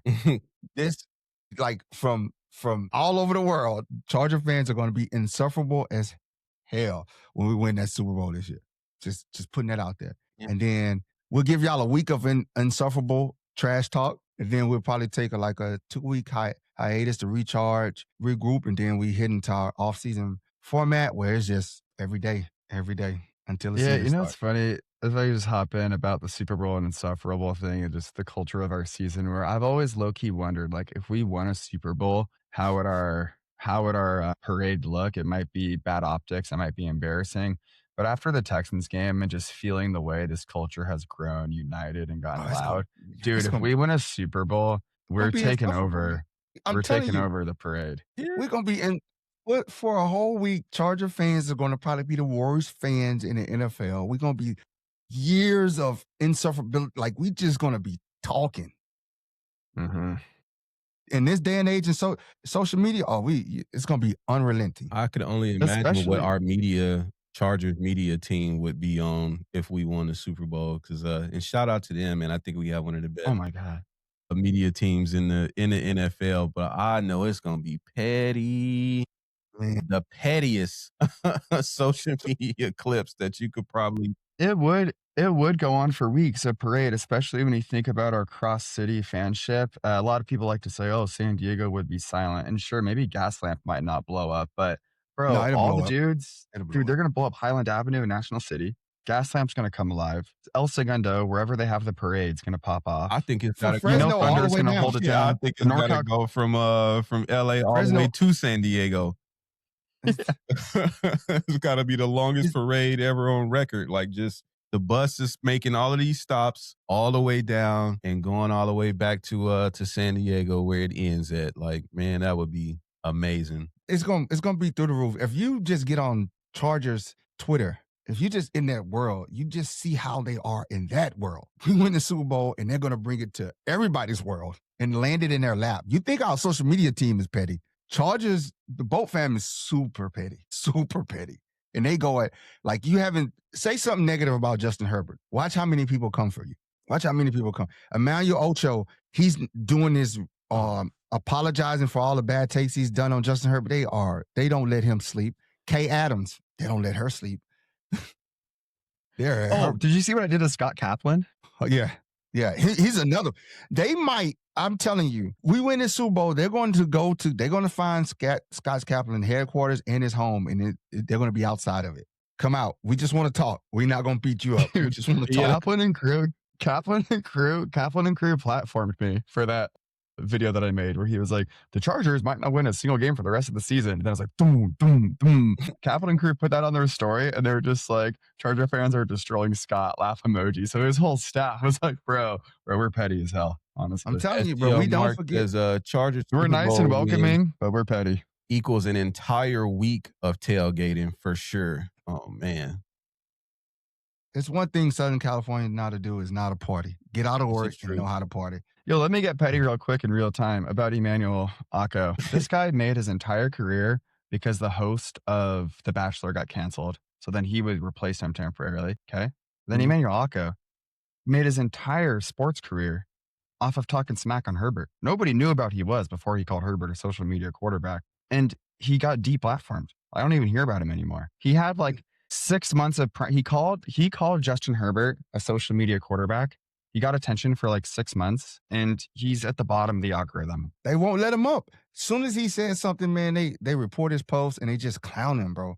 It's just like same thing. Like shout out to Kay Adams, she does a great job, but they don't let her eat very well. Like if she says anything, especially if she made a mention about she wasn't happy that they're sitting Justin Herbert for the Denver game, and boy, she got a forefront. And I gotta think that sometimes you want that. You want that attention because you know what type of vibe the Charger fans are on when you talk about the team. They coming, and we could be arguing amongst ourselves in a full out like we're about to get in each other's face, and you say something about the Chargers. We're like, hold on, wait.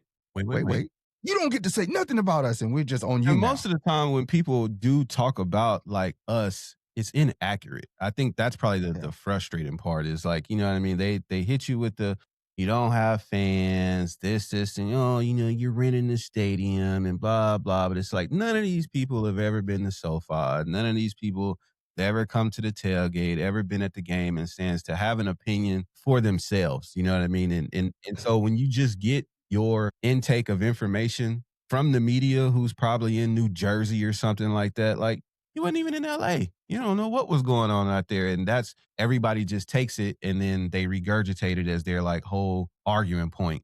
And it's like, that's lame as hell. Like, you know what I mean? It's just, you wasn't there. You don't know. And I think this season did a lot of that for us, just making everybody eat it. Like everybody got to eat what you said.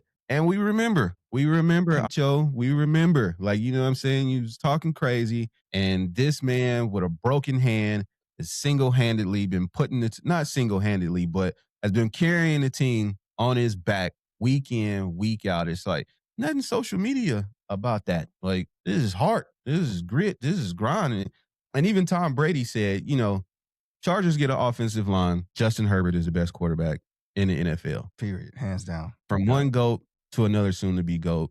That's just what it is. Like, you know what I'm saying? Like, it's been funny, but I've been loving watching everybody have to backtrack on what has been said this year, and I can't wait for more of the same heading into 2026, man. NFL Mike said it right, and I love what NFL Mike does with his content. He says, I intentionally trigger other teams daily.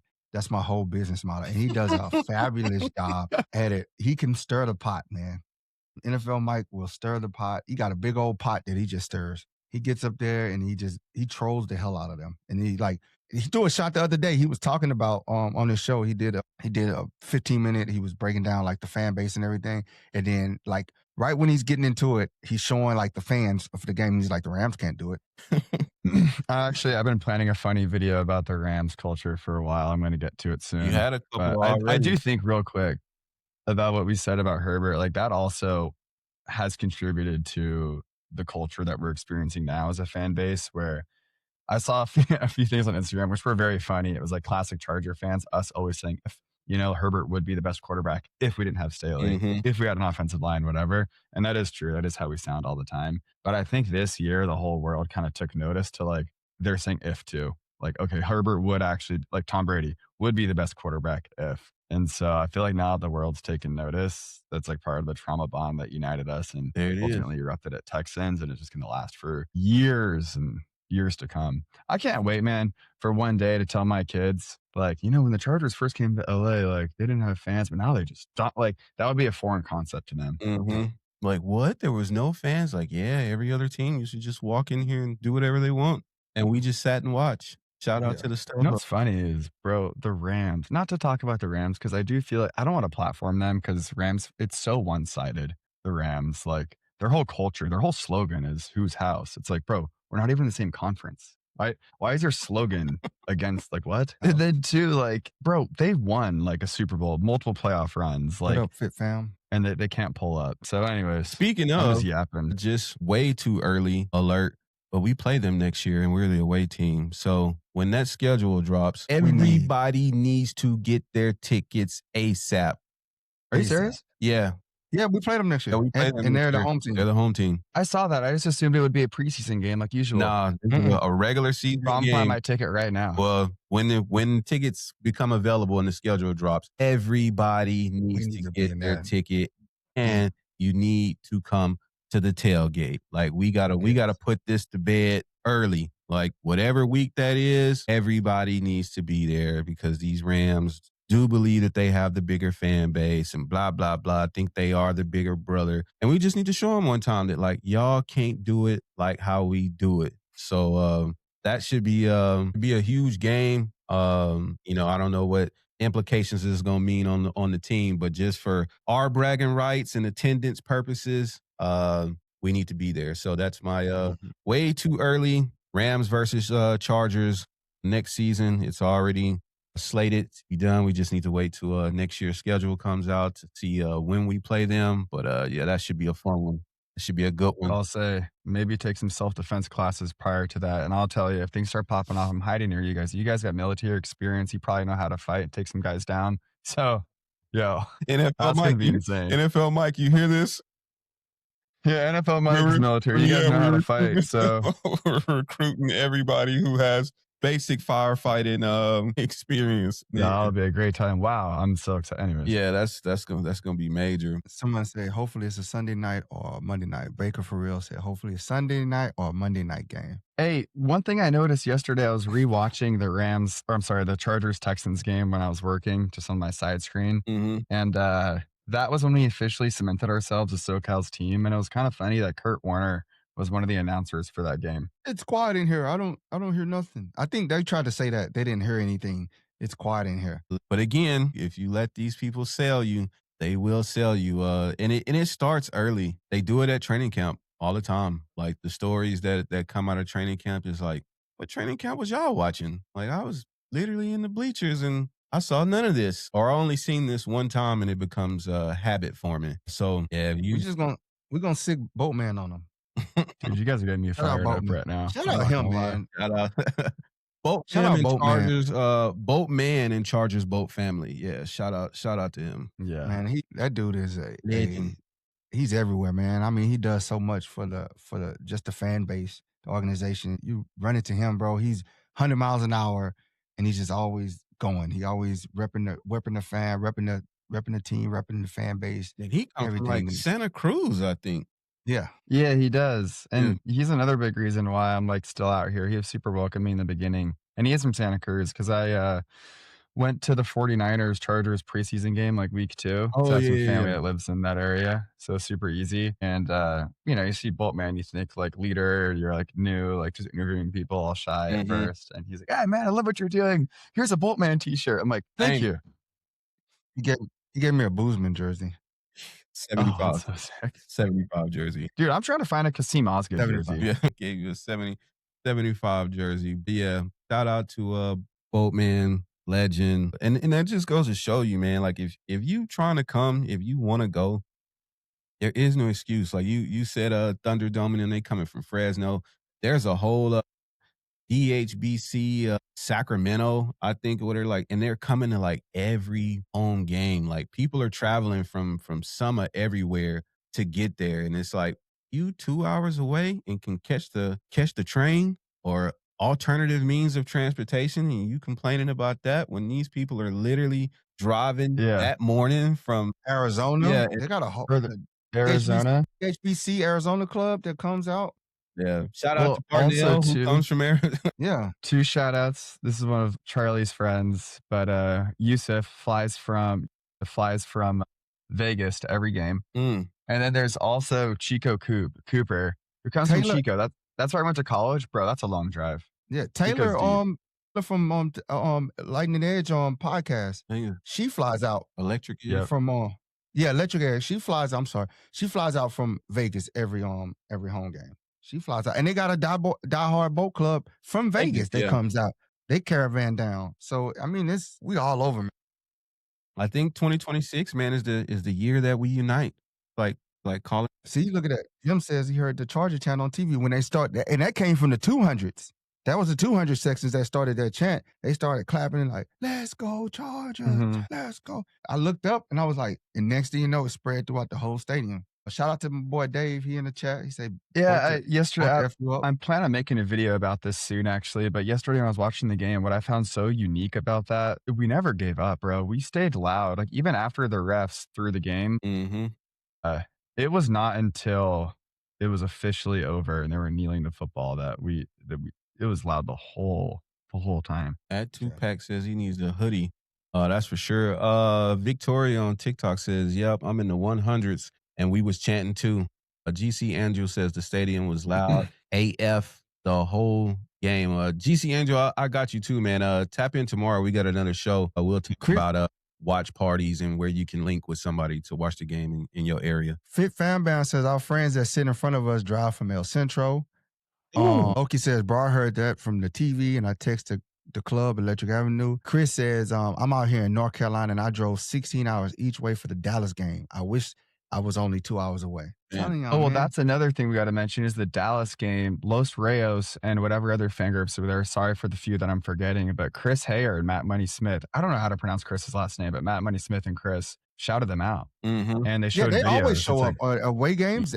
And they've made it a spot now. I think he's given the away to show that the Charger fans, they are deep at away games. Like they tailgate at away games. They show up in droves, and that he's been good at capturing that. Chris has. He's been good at coming out and he was there in Vegas, right in front of us, doing a whole segment. And I think that's just ultimately, like I said, call to action, and we'll do our part for next season. But just basically telling y'all how to maneuver. You know what I'm saying, to these away games. It's not as complicated as you think. Like, I understand, like, everybody can't go to every away game. But if you're in California, that Vegas one should be one that's on your radar to make.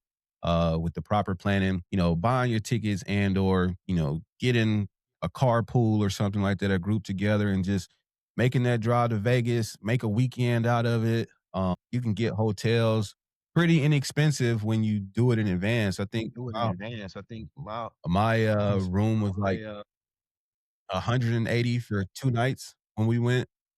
Something like that. I was at the Rio, you know what I mean? It wasn't the most lavish of accommodations, but it did what it needed to do. I wasn't in the room, but a little bit anyway.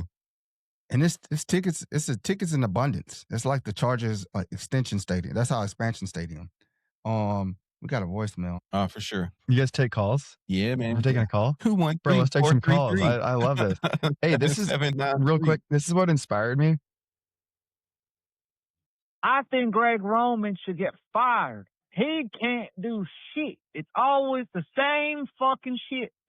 Excuse my language, but it's always the same shit every Sunday, right? And I think Roman is holding back Herbert, right? And I think Roman should take the day off on Sunday, and I think Shane Day should be the offensive coordinator on Sunday. If y'all didn't forget, Shane Day was the coordinator against the Cowboys last year, and we were scoring. So I think Roman should get fired, but something about Harbaugh that I don't like is that he's too damn loyal. Too loyal to Bozeman, too loyal to Roman. That's hilarious. To hear it on live on the YouTube. I just want to say bolt up. Have a blessed year. DJ Nova Fresh, Brody, and that person Chargers takes. Yep, both up. That's amazing. Can we take more calls? I literally got all day. We coming back, Victoria. We had somebody who actually called and left us a message. So should be back now. But man, gotta love it. Gotta love it. This is what it's all about, bro. Like family, bringing everybody together, and we gonna kick it the only way we know how to kick it. Who is that? Okay, wait. What is meant by Charter takes look into EMF exposure? Too much Because you got Bluetooth. the headset on and the wireless microphone. It's in the Bluetooth. I'll get some wires next time. What did Tupac says he need a hoodie, man. Hit us up, shoot us a DM, bro. We get you and check out our website. This one that I got on is on the website, letsboats15.com. But yeah, man, hope everybody's having an awesome new year. Hope you had a great New Year's Eve experience, man. We just up here talking status of the Chargers. What up, Drewski? And family, shout out Drewski, was good. Tapping in with everybody. We'll be on tomorrow doing a pregame show, diving into all things about this week's matchup versus the Denver Broncos. So y'all make sure y'all check that out. But got a few more minutes to burn, man. If y'all got questions for Matt from Chargers Takes or us, hit us up. If you want to call in, 213-433-7793 and leave us an amazing voicemail, or we can punch you in live like the last our guy, the last caller. We got all of that. So hopefully y'all, man, hit the chat. Let us know what's on your mind. How was your New Year's? What's good in the boat family? What are y'all excited most from this year? Fries and Fries says, do you have I'll go to any watch parties to watch away games? We do.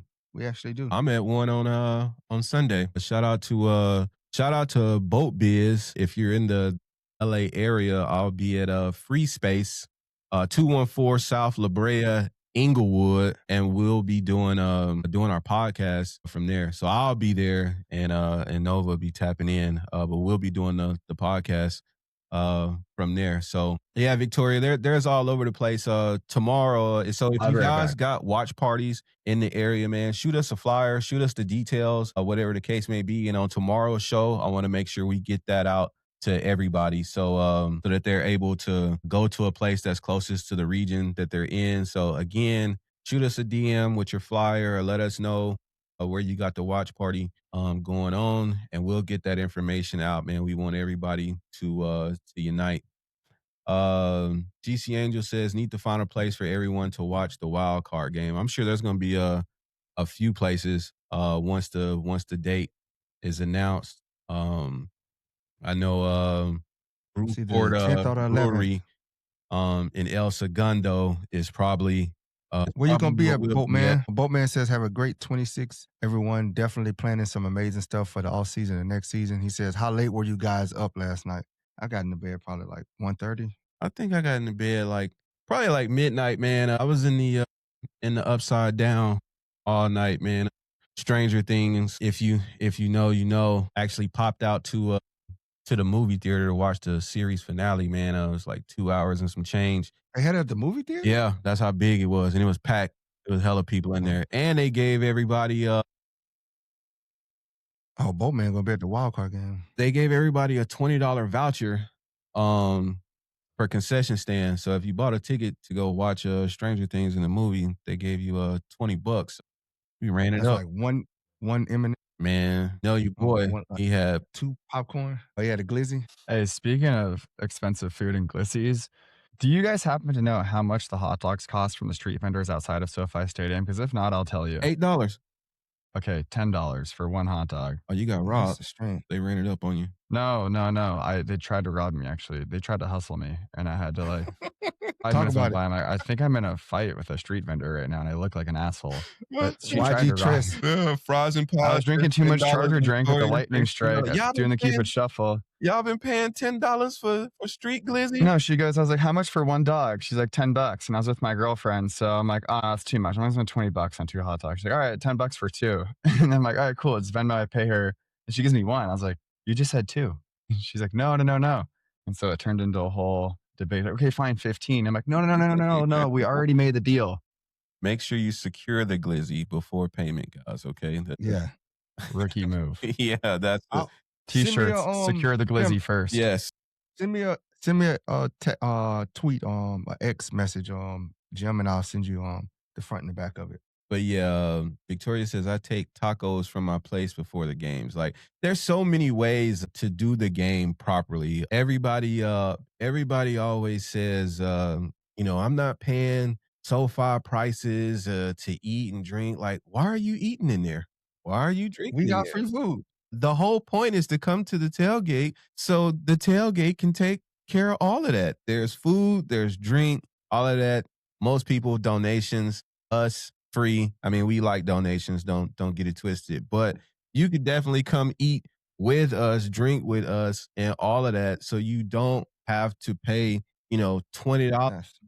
for some tacos or whatever inside of SoFi, if not more. You don't got to do that. So come hang out with us at the tailgate. You know what I mean? Fries and Pie says y'all held it down with the food and drink. Salute.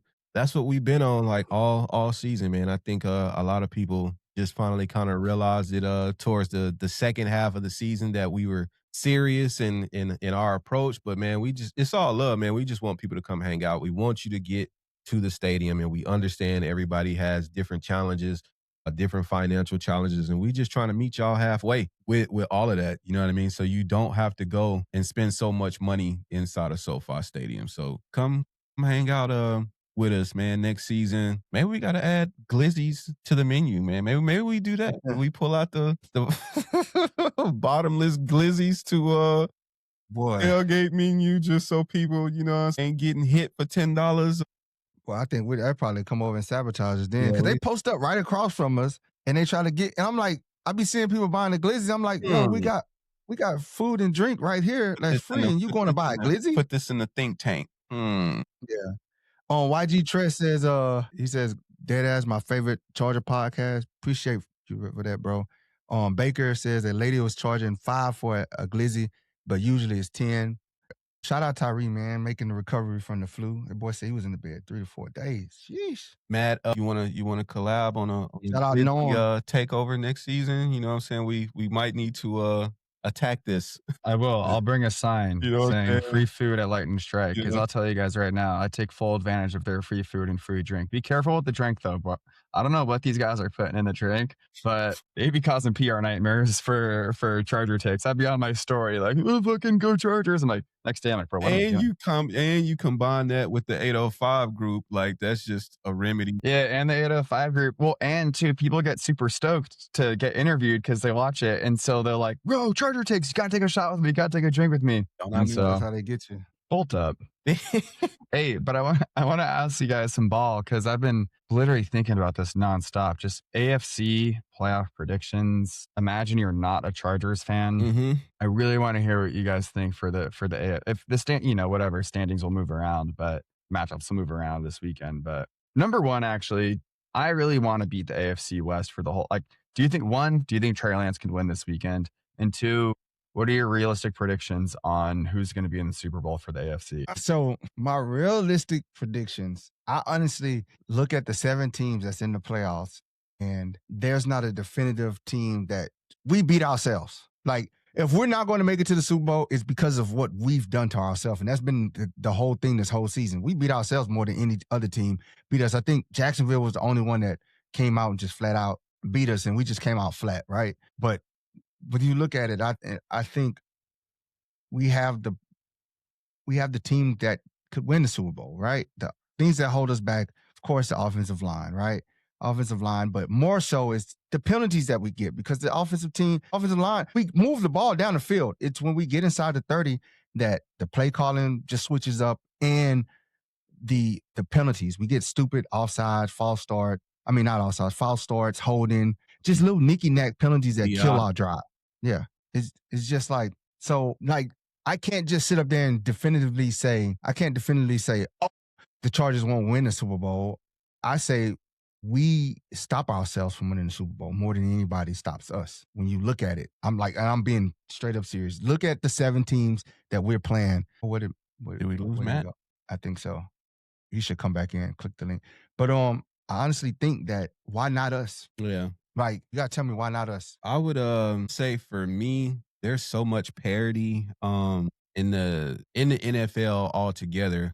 Definitely in the AFC. And there is no one team that I say that like I'm scared of. I think every team has something that they do well and we do things well. In addition to that, you know, if we got to play the Texans, then it's like cool, they have a good defense. We also have a good defense. So we shut them out second half. You know, two bombs to begin the game. You know, most accurate kicker in the NFL misses a field goal and an extra point. So it's like, do I think those are going to happen again? Like, I don't know. I don't think so. Denver has a good defense, but their offense is a mid after Cortland Sutton is really a wrap. Patriots have played nobody. They have the easiest schedule and probably the easiest division.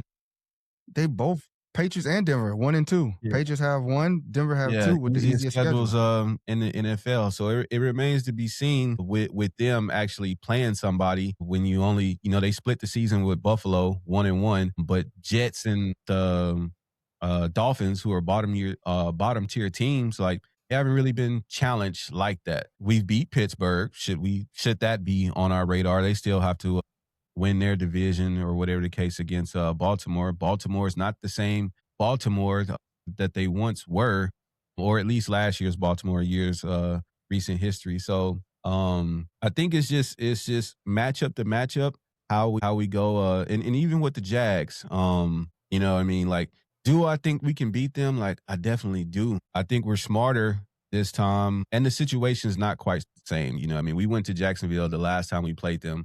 You know, last week before a bye, we've been playing football since forever. Most travel team in the NFL. These guys are exhausted. Plus, we didn't, you know, implement the earlier practice situation that, you know, Jim Harbaugh actually went and talked to some people to figure out how can we be better than this, better at this time shift. So I think if we have to go play to Jacksonville, I think we're probably in Florida way earlier. You know what I mean? We probably would get there a lot earlier than we historically would, just to give people time to, you know, adapt, adjust to the time difference. And I think the energy just will be different with us coming out. I mean, we went to that Jacksonville game, and from the time they ran out the tunnel, it looked flat. Like, you can always tell the type of time the team is going to be on when the defense comes out, because usually they do like a whole pose section. They out there flexing and stuff. And none of that happened in that Jacksonville game. They just ran out there. And that was kind of like an indicator of where the energy was, at least with them right off the bat. So I think every team can be beat. And that's not like just because I'm a Chargers fan. I just think everybody has a thing. Buffalo is, you know, can they receivers catch? You know, can they stop somebody? Josh Allen is Josh Allen. He's an amazing quarterback, but who's he throwing it to? That's kind of been their story all season. So I think all the teams in the AFC have their unique challenges, but I like our chances versus anybody. Yeah, I agree with all that. Solid, man. We got a good enough chance. And that's not trying to be a homer, because we can go matchup for matchup if you want to lay it out, and really if you need to be convinced. But if you look at the 7 teams that's in the playoffs, the Chargers, the things that hold us back is just the offensive line and the play calling. And that's one can be fixed, one can't. And one we've been dealing with the whole year, and we still won games. Like, if you look at the schedule, like Baker for real said, we had one of the toughest schedules in the league. We had to go to Brazil to beat Kansas City. We had to go to Kansas City to beat Kansas City. We had the Eagles. We had the Steelers. I mean, like, we didn't get home till week 3. We had to go to Vegas. And even though people would be like, oh, that's right up the road, still had to go travel. Yeah. Yeah, and even with all that, that's why I kind of think it's kind of a blessing in disguise. I think it was pretty clear during the Texans game that the Chargers needed some rest. And so our starters are getting a bye week this week. And then hopefully we just win that wild card game and use that momentum to push us all the way to a Super Bowl. I'd even argue it's probably good we lost that game in a couple different ways. If we win Texans, it's going to be a bloodbath against the Broncos. And then if we lose against the Broncos in that scenario, bro, we're out in the first round. These guys are beat up. If we win against the Broncos, the boys are resting, and then maybe we lose a little bit of momentum going into that first round. And so, yeah, I don't know. I think it's definitely the right decision to make. I mean, if you're a fan of recent history, Brandon Staley rolled out our squad in a meaningless game, and Mike Williams broke his back. Bosa got hurt, and I think another offensive player took a L that day. And everybody was like, "Why? Why did we do this?" Like, no, we're not resting. Starters are going to play, and then if we can get the backups in, and it was like disaster from the tip off. Like Mike Williams is getting stretchered off the field, and everybody's just like, "Why did we do this?" Like, Dude, you know my favorite thing to do during the Staley era was watch the press conferences and just wait for Daniel Popper to ask his questions. That's where he really cut his teeth. if you want to put it on me. I've got to be better. Like, but you have to be better like 4 weeks consecutively now. Like, when does the better happen? Yeah. Yeah. So what are your predictions for Denver? You think it's just going to be like our B squad or C squad just getting pushed around, or how do you think Denver is going to approach that game? I think Denver, They're going to pay down. I don't know if who plays first, them or the Patriots. Patriots. I think it might be something hinged on that game, but they're playing like what is it, the Dolphins? So they're playing the Dolphins, which I think even with their backups, they're probably going to win. And if they do win, then they have the 1 seed in the AFC. So as far as Denver, I mean, considering like if that Dolphins game just goes crazy or whatever, and somehow they pull out a win, which I don't think they will, then they'll have something to play for. Because then they would be the 1 seed in the AFC. You think the Broncos are just going to blitz us all game to get to Trey Lance? I think the play calling is I mean, and this is just for me being at, was able to attend training camp this past year. The play calling, the play calling that happens for Trey Lance and Justin Herbert are far different. Trey is going to come out there, he's going to hike the ball, he's going to look one way, and he's going to pass it if it's open, and if he's not, he's running. And they're okay with that. Like they had dumb. If you go back to preseason, Trey Lance's playbook was dumb all the way. Like they made it so simple for him. Like 2 options and he's out of there. Like he's gonna use his, like Trey might have 90 yards rushing on Sunday in my mind, because that's gonna be okay to do for him. Like they're gonna be like, oh man, like make a play with your feet, get out of there. I would probably say with him under center, you're gonna see KLA. That's like his favorite target. They have the most chemistry of any QB receiver on the team because they always run that series together. So you'll probably see some deep shots with Trey just throwing it up there, letting KLS make a play on the ball. But I expect him to use his feet a lot. Now, how successful he is with that kind of just depends on who's Denver playing, on defense. Are they looking to rest people, play down, take it light? I think Trey can be effective depending on the personnel that's on the field. Think there's a strong possibility to win this game because knowing Sean Payton and having watched him coach, he doesn't very prepare for games that he knows that he can win. He doesn't prepare for those games well, right? He's not cocky in the media. He's not talking his crap like he normally does. And he doesn't prepare for those games that he know that they can win, right? And I think he's going to overlook this game and think that we could just win it on sheer talent. And the guys are going to go out there and just have fun. I mean, it's nothing to lose for us. We're just here because this game was on the schedule. Have fun. And honestly, it's more for Trey because Trey can parlay this. He's up for a contract. He can parlay this into a starting job next season. To the Jets. So you got every right for him to go out there and want to ball up against the number 1 defense, ball really hard, and put some good film on tape and sell himself this offseason and go get a nice little contract, and it's finally his chance to start in the NFL. I was about to bring that up. And then also, too, the Christmas Day game, Broncos-Chiefs. Like, the Broncos were going to lose that game if Chris Jones didn't want the extra draft pick. It is true. He got the call in his headset.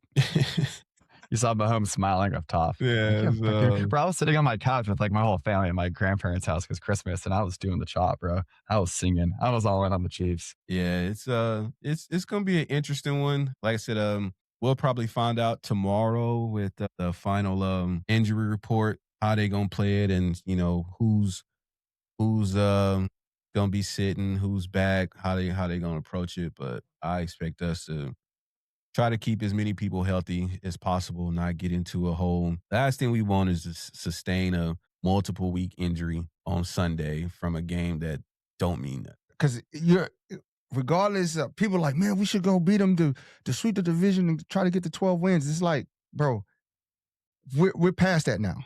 We're in the playoffs, and we're 5, 6, 7. You're on the road. It don't matter. If you're not 1, 2, 3, or 4, it doesn't matter, bro. Yeah. You're on the road. It doesn't matter where you're at. Like, it is, the season is over. There's no thing as the perfect matchup. Is you got to go on the road and you got to win. The only edge is the team that has the home, that's playing at home. That's the only edge. The home field advantage. Mhm. Your fans are in the stands because pockets are tight. Playoff tickets are way expensive, and not many fans probably be traveling. So that's the edge that you got. Other than that, you got to line it up. It's 0-0. This is a whole new season. This tournament, the first team that goes 4 wins 4 straight games wins the championship. Well, that's In another some thing cases, too. 3 if you get the bye. That's another thing too about it maybe being a blessing in disguise that the Chargers did not win the division by winning 2 games in a row that both would have been a bloodbath. Is because to ask them to win out and then win a Super Bowl is asking them to go on quite the win streak. And so you look at a team like the Jags, who have been on quite the win streak. Strictly from a statistical perspective, they're bound to lose. Since us, they've been on a win streak since us, and 7-game we win were streak on a right now. win streak prior to that. So we've had too many runs in the season playing high level ball. I would say we put together a string of wins twice. So I mean, it's I think it's all perspective, how you look at the situation. I'm more inclined to lean towards it would have been cool to challenge for the division. It didn't happen. So now this is a bye week. Like, we got bigger things in store. And we need, everybody as healthy as they're going to be. I understand that, like, no team is 100% healthy this time of the year, and none more than us. But if not going out on that field on Sunday means a fresher version of you come the next week, then we need that version for sure. Yeah. And one more thing too is like I'm entertaining a lot of different scenarios in my head. And it's like if we end up playing the Texans, I'm actually not that afraid. Even if you're looking at the post game like talks about the Texans Chargers game, everyone's saying like, "Oh, the Texans defense is so good." I'm not trying to discredit that; they're amazing. But like, dude, at the end of the day, they burned their DBs on a miscommunication with like a couple second stringers in there. Mickens was hurt, Mm-hmm. and after the Chargers secondary communicated with each other and got on track at the half, We shut it down. they didn't score a single touchdown. And if Dicker wasn't drinking so much on Christmas and he wasn't hungover for that game, it would have been tied. Yeah, that's what I'm saying. Like, I don't know. I don't think. I don't know if that's the case, man. I love Dicker. I will never turn on him. Yeah. If people no, Like, I Yeah. won't put the game on him because there were so many other mistakes that was made. You know what I mean? Like, my man been solid, has literally either put us in position or He's has won won the games for us. game. Yeah, or has yeah. won the game for us several times this season. So it's like, Dicker, you got it. You know what I'm saying? No biggie. But yeah, I'm not. That's why I'm not afraid either. And everybody, like, to the point that you were saying, like, Texans has a good defense. We got a good defense. Oh, Like, dude. sure, like, Texans might be first. We're like 5th. You know what I'm saying? Like, we have a good defense. And even if you take away like the stats that compile like the defensive rankings, like if you literally just look at the roster and the names we have there, Yeah. like we got Khalil Mack on our defense. We have Derwin James and Khalil Mack on our defense on top of everybody else. So I think you guys are right. It's wide open. Yeah, it's no, but like, I don't think there's a complete team headed into the postseason. When I say complete, like, just a juggernaut on offense, a juggernaut on defense. You know what I mean? Like, each team has a component. But the Broncos have a good defense. Offense is suspect. Titans have a great offense is mid. Like you said, you spoke to the communication thing. That's more on us than anybody just making an amazing play. And shout out to them. No discredit to the Texans. You know what I'm saying? They did what they supposed to do. They won. But if we're talking about the mistakes that we made in that game, like, there's a lot of stuff. At a minimum, we should have been going in overtime. You know what I'm saying? Like, in theory, with a chance to win that game. Like, do we get another BS PI call? You know what I'm saying? I don't know. Maybe not. But there's so many different factors that played into that game that is just, in my mind, I'm just like, oh, okay. And then out of all the teams, I would rather see them, honestly, just because they fresh. You know what I mean? Like, we just played them. And I think, You take what you learn. You're able to watch film. You just want to go to Houston. That's all. That too. But I don't mind going to Jacksonville. I actually want to go to Jacksonville just because Jacksonville. Yeah, no QJ, no Dicker slander. I like that. Yeah, man. Ever. Zero. Ever. What y'all about to do? I gotta go to a dinner. That's it, man. We appreciate everybody for tapping in on this extended show today on New Year's Day. Hope everybody is having an amazing start to your 2026. Shout out to our guy, Matt from Chargers Take, from taking the time to tap in with us, talk ball, talk Charger culture, talk content creating, all things, man. Much love and prosperity and success to you this year, brother. I hope the platform goes crazy and you do amazing things. Yeah, amen. Thank you to you guys. Thanks for having me. Bring me on anytime. I think about it 24/7. It's been a blast. We went like an hour over, so sorry for cutting into your day, but bro, it's been great. It's been great getting to know you guys too. Yeah, seriously. Appreciate everybody for tapping in, man. Mm-hmm. And with The that, wrestle. like, share, subscribe, comment, follow us and Charger Takes on all social media platforms. You can search at LSBolts15 on Twitch. We're on X, but we're not on X. We're on Facebook, Bill going off on Instagram, YouTube, and TikTok. And shout out that, Bill man, and R&H Craft. He going off on Instagram right now. you got Hey, thanks for all the food and drink this season. It was sir. seriously so much fun getting to know you guys and dapping up at the tailgates, taking all your chicken and Chicken 5 and Charger drink and yeah, for sure. But much love, man. We'll catch y'all tomorrow. We'll be back with a Charger versus Broncos breakdown heading into our Sunday matchup. And with that, we out, y'all. Oh boy. all right, peace.